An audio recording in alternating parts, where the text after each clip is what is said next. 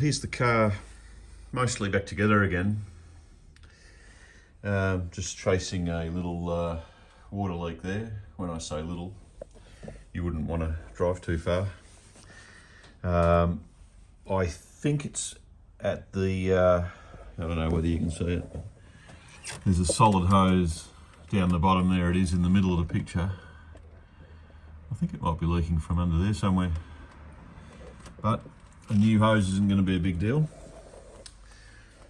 So it starts, sort of. If you start it every few days, it's fine. And if you don't, it's a pig. So it's going in about 10 days' time.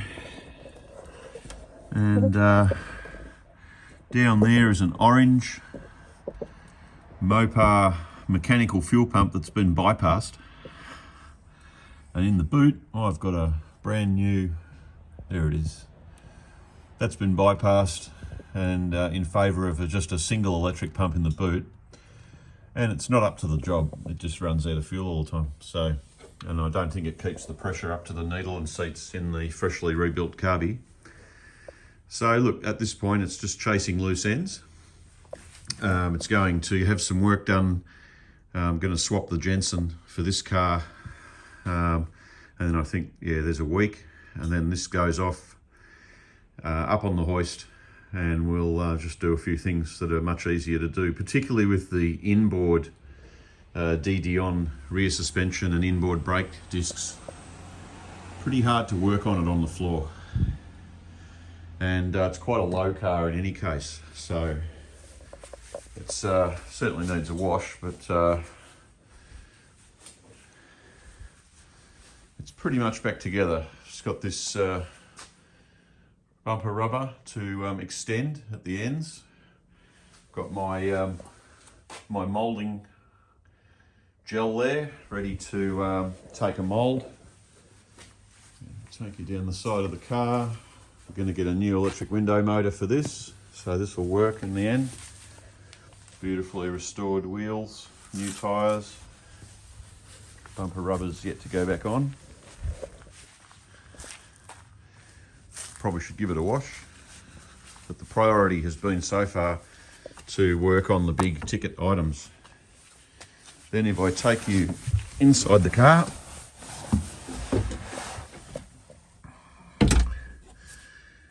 we can fire it up.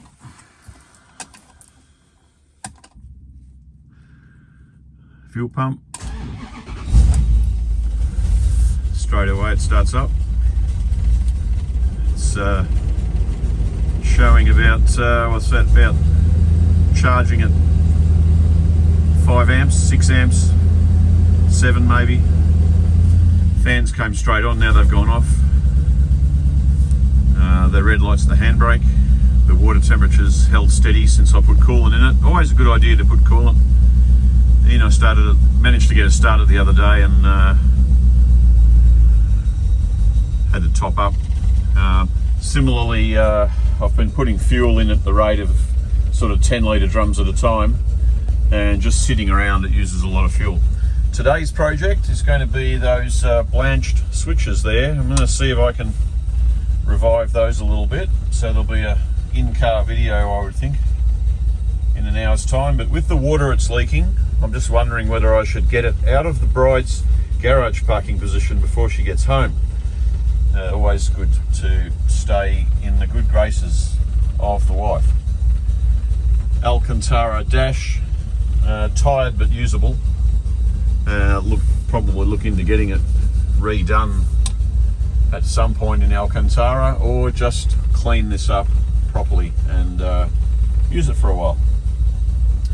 So there's a lap of the car. Today's project will be to make those two gauges. The windscreen wipers are there and the headlights there. The high-low beam on this car is here. So you see the blue light come on and off. You see I've got high beams on one side, but probably not on the other. I don't think I've got any headlights working on the other side actually. So one of the things they're doing is going to run through some roadworthy items for me. And but we're getting there, getting closer every time. Does the horn work? No horn. That's a roadworthy item. So there's something else we need to look at. I'll add it to the list and I'll talk to you soon. This fluid that worked quite well on my wife's vinyl on her Alfa Romeo. So nothing ventured, nothing gained. I'm just looking to where these are thoroughly dried out. Just looking to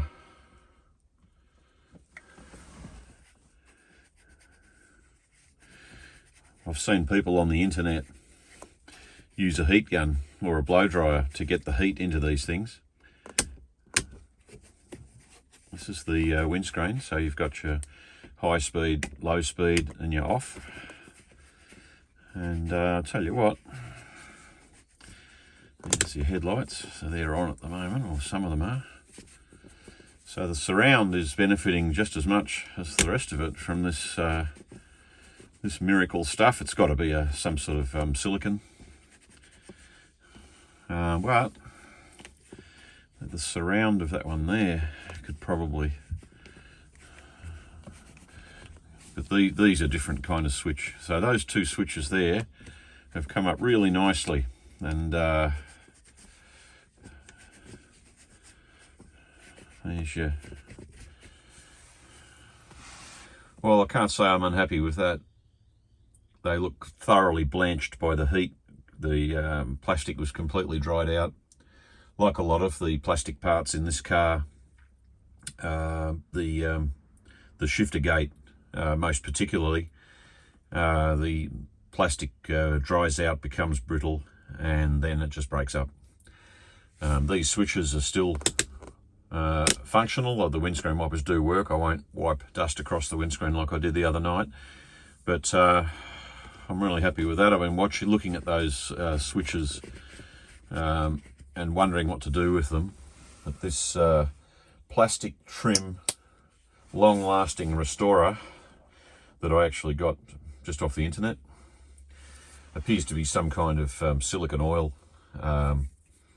Reminds me a little bit of the oil we used to use to thin casting silicon from Dow Corning years ago. But it's looking nice, and it's put the luster back in, and they've lost that dry 50-year-old look, and that'll do me for now.